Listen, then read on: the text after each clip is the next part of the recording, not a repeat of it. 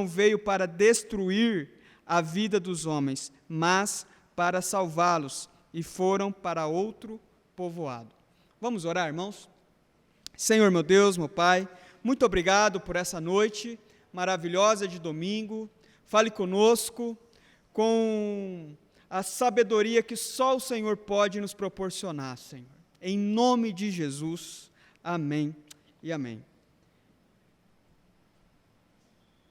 Irmãos, semana passada eu falei com vocês, sobre a importância da gente ter uma fé que se aplica à realidade. Às vezes nós temos uma fé que ela não condiz com a vida prática. E a nossa fé, ela precisa sim, teoria e prática precisam andar juntas.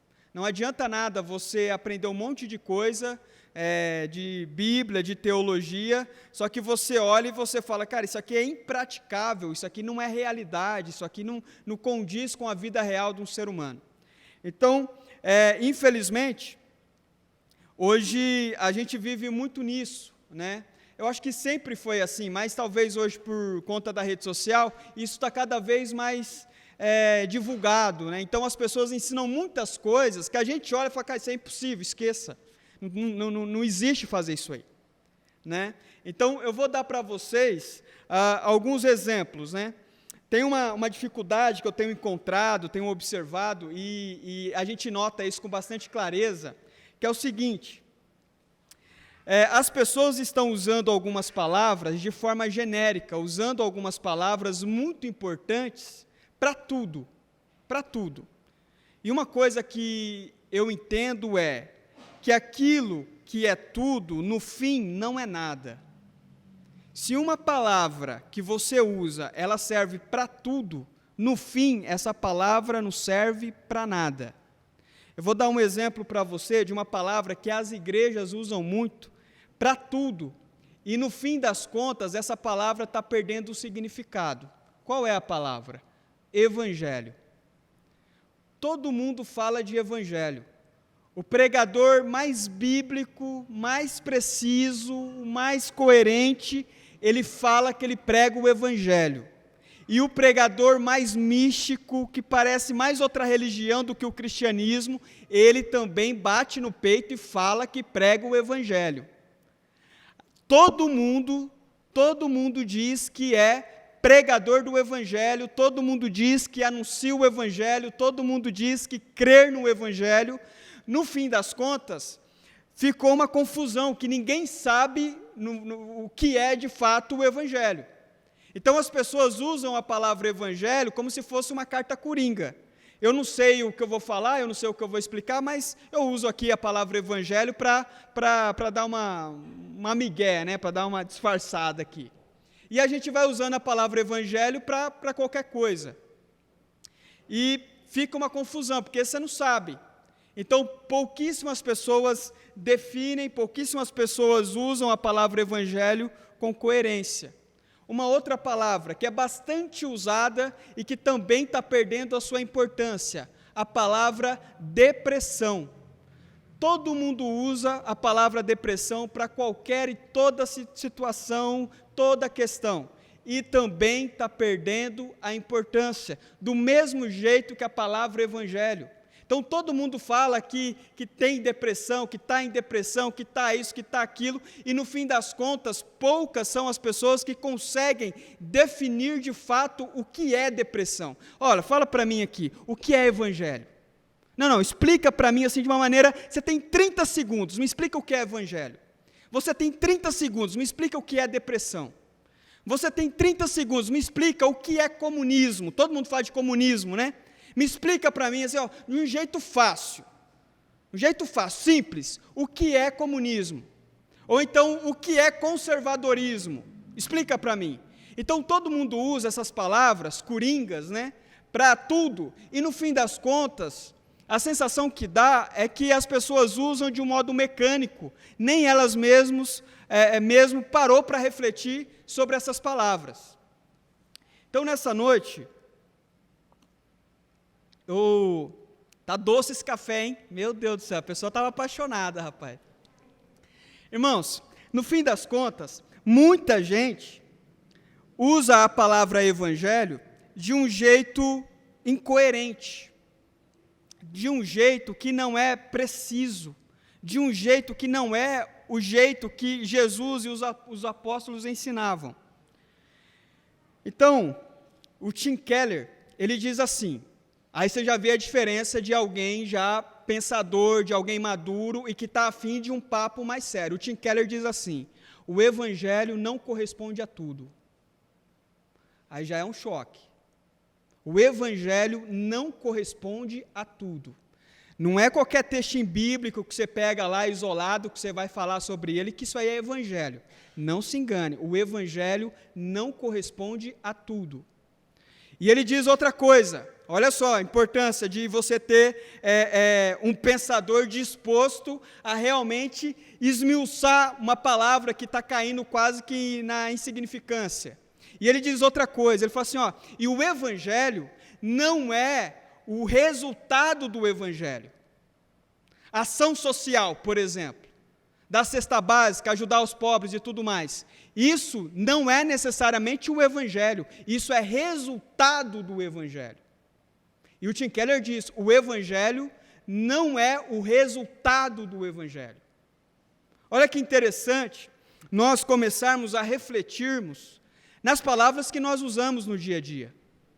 E começarmos, então, a pensar nisso e usar essas palavras com uma maior precisão. Então, vamos pensar um pouco sobre o que é esse evangelho. Primeiro, evangelho é uma mensagem de reconciliação. Evangelho é uma mensagem de reconciliação. 2 Coríntios, capítulo 5 e verso 18. O apóstolo Paulo diz assim, tudo isso provém de Deus, a mensagem que ele está anunciando, que nos reconciliou consigo mesmo por meio de Cristo e nos deu o ministério da reconciliação. Ou seja, que Deus em Cristo estava reconciliando consigo o mundo, não levando em conta os pecados dos homens, e nos confiou a mensagem da reconciliação. O que é evangelho? É a mensagem de reconciliação entre o homem pecador e o Deus Santo. Isso é evangelho. E Deus reconciliou consigo o homem por meio de Cristo Jesus. E agora, todos os homens que creem em Cristo Jesus e que foram reconciliados com Deus, agora esses homens também receberam essa mensagem de reconciliação. E agora o nosso compromisso é levar essa mensagem de reconciliação adiante. O nosso papel como cristão é levar a mensagem de reconciliação, primeiro, do homem com Deus e segundo, do homem com os homens. Isso é evangelho. Uma outra definição bastante interessante, que é importante a gente ter na nossa mente, que o evangelho é Cristo pagando a conta. 1 Coríntios, capítulo 15, verso 2. 1 Coríntios, capítulo 15 e verso 2. Olha só o que diz o apóstolo Paulo. Por meio deste evangelho, vocês são salvos, desde que se apeguem firmemente à palavra que preguei. Caso contrário, vocês têm crido em vão. Pois, o evangelho, definição de evangelho do apóstolo Paulo. Pois, o que primeiramente lhes transmiti foi o que recebi. Agora ele vai explicar. Que Cristo morreu pelos nossos pecados. Isso é evangelho. Segundo as Escrituras, foi sepultado e ressuscitou no terceiro dia, segundo as Escrituras, e apareceu a Pedro e depois aos 12. Depois disso, apareceu a mais de 500 irmãos de uma só vez. Olha o que o apóstolo Paulo está dizendo. O que é evangelho? É Jesus vindo, se fazendo homem, morrendo, sendo sepultado e ressuscitado segundo as Escrituras. para que o homem pecador possa ser reconciliado com o Deus Santo. Evangelho é isso, é a reconciliação do homem pecador com o Deus Santo. Isso é Evangelho. Irmãos, ainda uma outra definição, e agora eu entro no texto que eu li no início dessa mensagem. Evangelho é Jesus salvando. O texto que nós lemos conta que Jesus estava andando com os discípulos e ele estava indo para Jerusalém, porque já estava se aproximando o dia da sua morte. O texto deixa isso bem claro, Lucas escreve e deixa muito bem claro. Olha só o que diz o verso 51, capítulo 9, verso 51 de Lucas. Aproximando-se o tempo em que seria elevado aos céus, ou seja, iria ser morto, sepultado e ressuscitado, Jesus partiu resolutamente em direção a Jerusalém. E aí, nessa caminhada, eles precisavam de um lugar para descansar, e eles encontraram uma aldeia dos samaritanos. Só que tem um problema, os samaritanos e os judeus, eles não se batem, não se bicam, eles não dão certo por causa de crenças religiosas, eles não combinavam.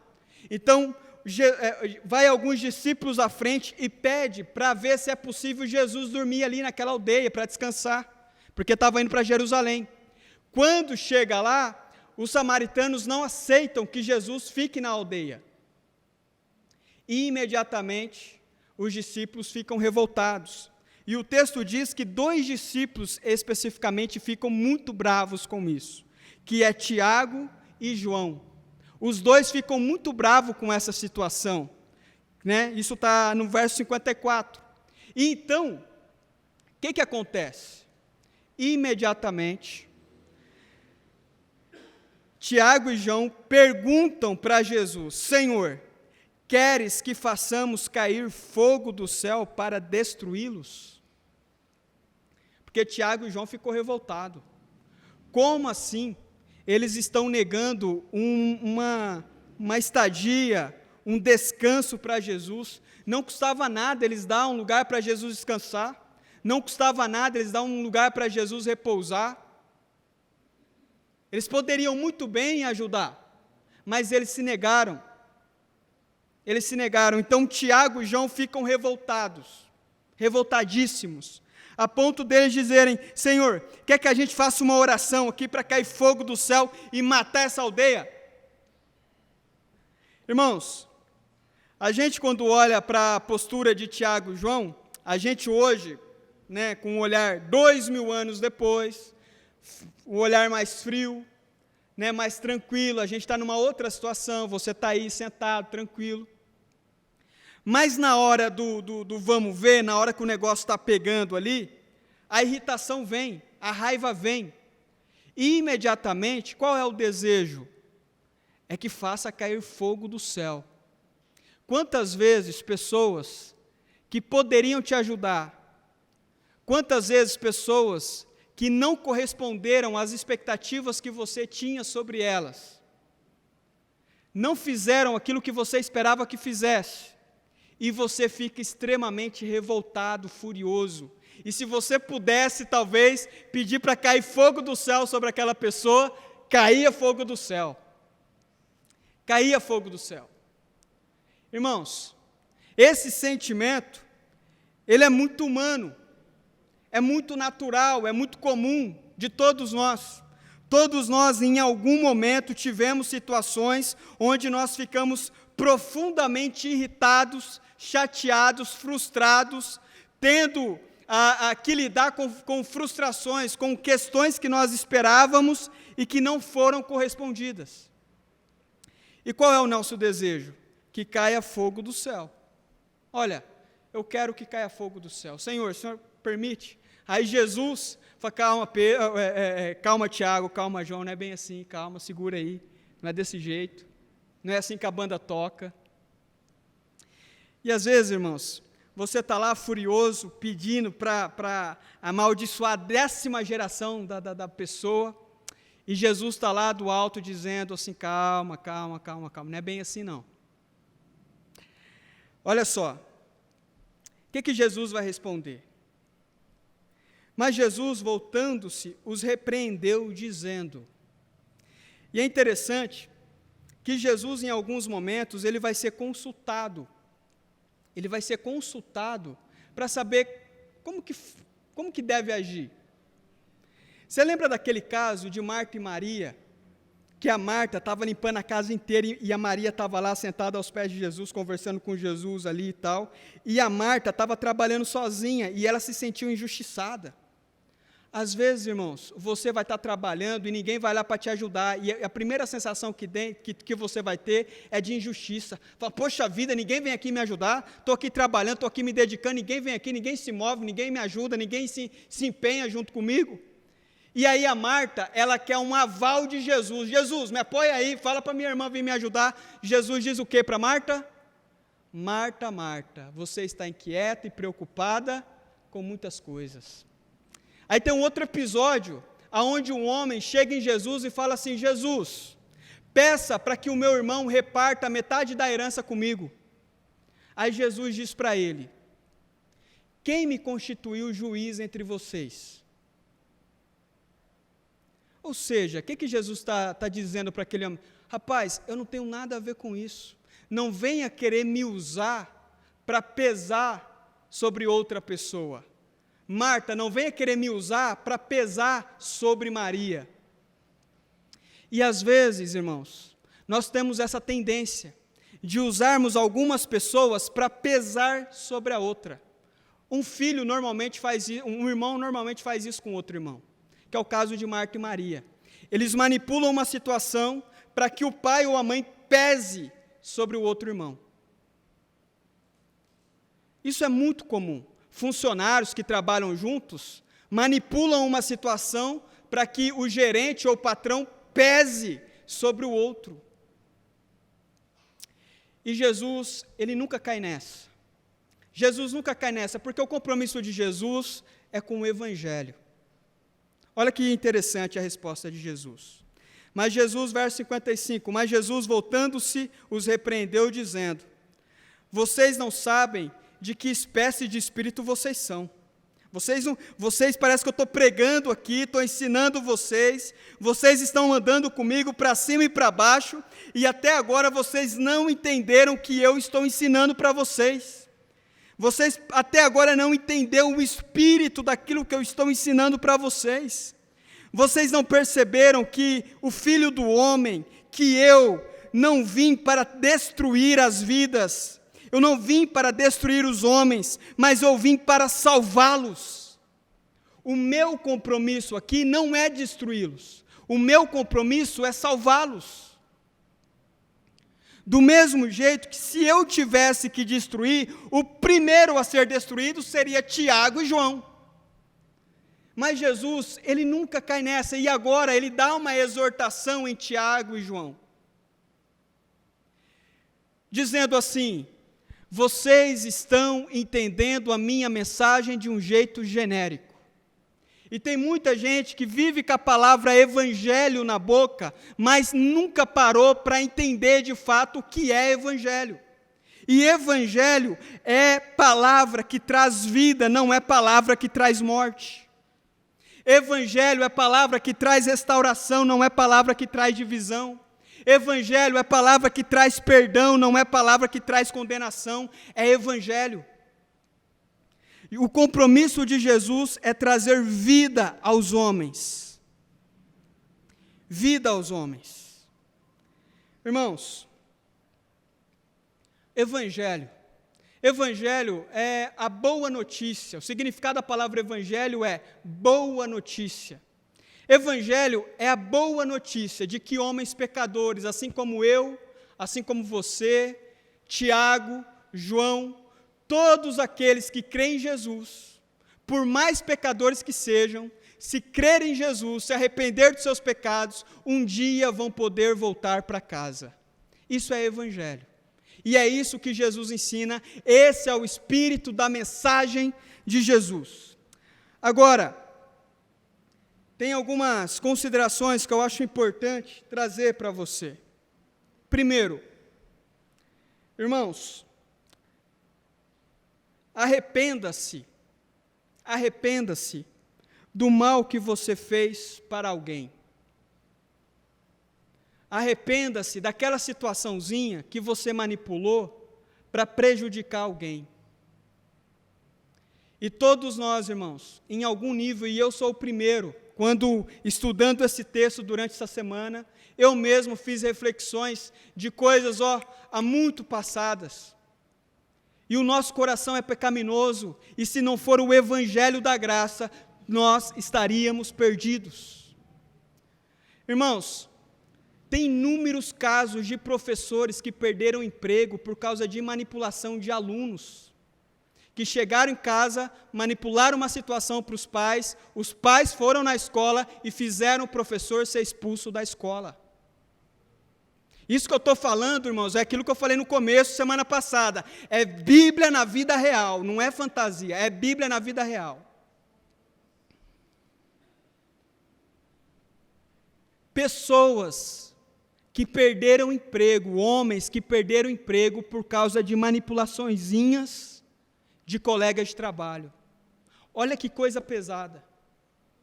Um homem não ter dinheiro para colocar comida na mesa da sua família porque houve uma manipulaçãozinha por trás, para ele ser despedido. Ou porque estavam vendo que ele ia crescendo na empresa, estavam vendo que ele ia progredindo na empresa, começou a gerar um sentimento de inveja e houve logo uma manipulação para tirar ele fora da jogada. Irmãos, isso é muito complicado, isso é muito pesado e é necessário arrependimento. É necessário arrependimento. Que pesado é, irmãos, pessoas que manipularam situações contra os seus próprios pais. Manipularam situações contra os seus próprios pais, para prejudicá-los, colocar o marido contra a esposa, colocar a esposa contra o marido. E isso são coisas que estão aí acontecendo o tempo todo. E nós precisamos estar atentos, nós precisamos estar de olhos abertos em relação ao nosso coração, para que a gente não faça querer cair fogo do céu sobre a tribo dos samaritanos. Irmãos, então, esse evangelho é um evangelho de perdão, é um evangelho de reconciliação, é um evangelho que traz o homem pecador para perto de Jesus Santo. Só que tem um porém, é necessário primeiro o arrependimento. E eu pergunto a você, há necessidade de você se arrepender de mal que você fez a alguém? Ativamente.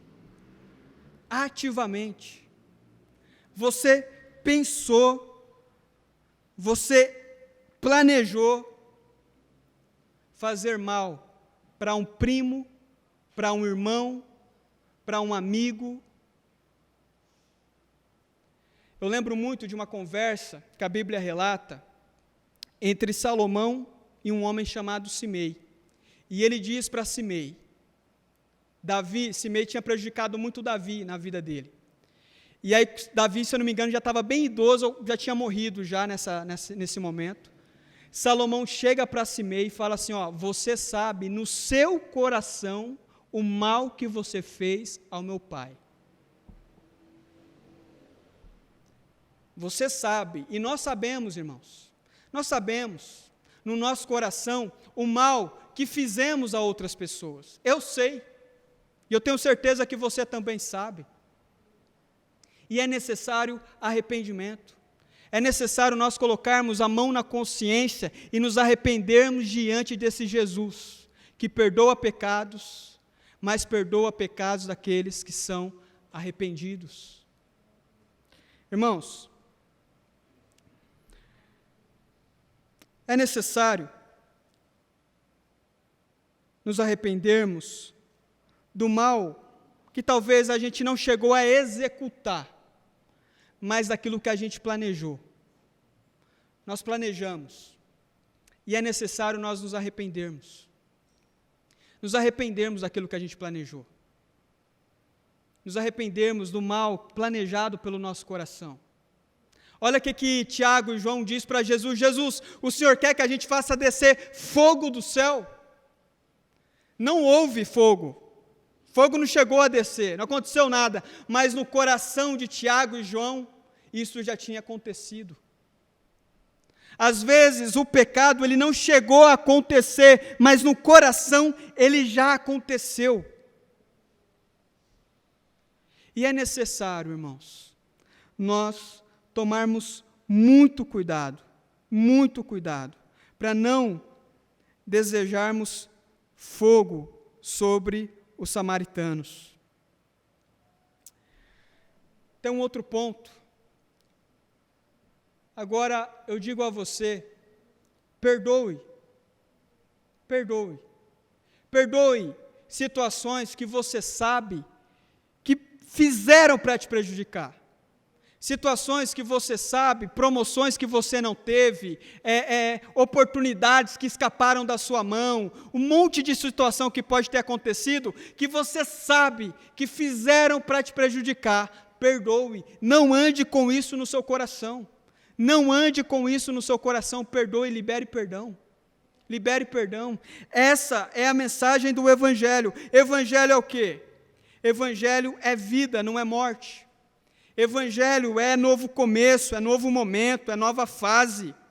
Evangelho é deixar as coisas antigas para trás e viver as coisas novas proporcionadas por Deus. Isso é Evangelho. E nós precisamos mais do que nunca nos apegarmos a essa mensagem, nos apegarmos a essa verdade. Óbvio que às vezes o nosso coração, ele fica irado, fica estressado, fica nervoso. Isso é natural de todos nós. Isso é natural de todo ser humano. Mas não é o Espírito de Jesus. Não é o Espírito de Jesus. Olha o que Jesus diz no verso 55. Vocês não sabem de que espécie de espírito vocês são. Não tem nada a ver com isso aí. Não é esse sentimento de vingança, não. Eles poderiam nos dar moradia, a pousada, eles poderiam nos dar um lugar para dormir, para passar a noite? Poderiam. Eles não fizeram. Tudo bem. Era uma expectativa que a gente tinha sobre eles não corresponderam a essa expectativa. Está tudo certo. Ninguém vai pedir para descer fogo do céu sobre eles, porque eles não corresponderam a uma expectativa nossa. Então Jesus diz: pois o Filho do Homem não veio para destruir a vida dos homens, mas para salvá-los. Irmãos, onde você for, onde você andar, onde você pisar, leve vida, leve essa mensagem. Leve essa mensagem do Evangelho. Você tem que levar essa mensagem do Evangelho para dentro da sua casa. Leve essa mensagem do Evangelho para dentro da sua casa, em momentos que você vai estar doido para rodar a baiana lá dentro. Leve esse Evangelho para lidar com questões com os seus familiares, com os seus irmãos, com os seus amigos. Leve esse Evangelho para lidar com questões no seu trabalho, no seu ministério. Leve esse Evangelho onde você for, onde você pisar, leve esse Evangelho. Essa é a nossa mensagem. É isso que nós devemos fazer. É a mensagem de reconciliação. É a mensagem de reconciliação. Eu lembro de uma palavra de Agostinho de Hipona, e ele diz o seguinte: vocês acham que eu sou pecador? É porque vocês não me conhecem do jeito que eu me conheço. Eu sou muito pior do que vocês são capazes de imaginar. Agostinho de Hipona, um dos maiores pastores, pregadores da história da igreja. E essa é a verdade sobre todos nós. Nós somos muito piores do que as pessoas são capazes de imaginar. Deus conhece o nosso coração, Deus conhece a nossa mente, Deus conhece todas as questões que passam dentro da nossa alma, e por isso que precisamos desesperadamente deixar para trás todo tipo outro de mensagem que exista nesse mundo, que estão sendo ventiladas nesse mundo por grandes oradores, grandes pensadores, grandes filósofos, brasileiros ou não. E nós precisamos nos apegar à mensagem de Jesus. É só a mensagem de Jesus. Amém, irmãos? Olha só. Verso 54. Ao verem isto, os discípulos de Tiago e João perguntaram: Senhor, queres que façamos cair fogo do céu para destruí-los? Mas Jesus, voltando-se, os repreendeu, dizendo: vocês não sabem de que espécie de espírito vocês são, pois o Filho do Homem não veio para destruir a vida dos homens, mas para salvá-los. E foram para outro povoado. Que a gente possa seguir em frente. Em alguns momentos você vai precisar pedir perdão, em outros momentos você vai precisar perdoar, mas siga em frente, siga em frente. Que essa semana para você, meu irmão, possa ser uma semana de seguir em frente, possa ser uma semana abençoada, e às vezes você não vai entender, fala, cara, como que aquela pessoa foi capaz de fazer isso? Meu irmão, aquela pessoa é tão pecadora quanto você e precisa da graça de Deus tanto quanto você. É por isso que a mensagem do Evangelho é mensagem de vida, é mensagem de reconciliação. Então eu digo a você, vamos todos juntos, cada vez mais, pedir para que Jesus faça com que a gente entenda essa mensagem. Que essa mensagem não venha ser de boca, mas venha ser de coração. De coração. Amém? Vamos colocar de pé e vamos fazer uma oração ao Senhor?